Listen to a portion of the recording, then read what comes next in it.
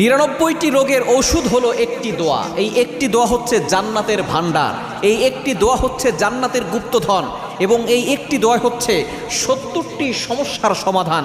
এটা নবী সাল্লাল্লাহু আলাইহি ওয়াসাল্লাম নিজে বলে দিয়েছেন। আবু দাউদ শরীফের ভিতরে হাদিস এসেছে, তিরমিজি শরীফের ভিতরে হাদিস এসেছে। এমন একটি দোয়া আছে, যেই দোয়াটার আমল যদি আপনি করতে পারেন, আল্লাহ তাআলা আপনার দোয়া কবুল করে নেবেন।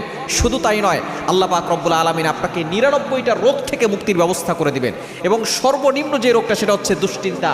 এই দুশ্চিন্তা, টেনশন আমাদেরকে কিন্তু অনেক বড় ধরনের অসুস্থতার ভিতরে নিয়ে যায়।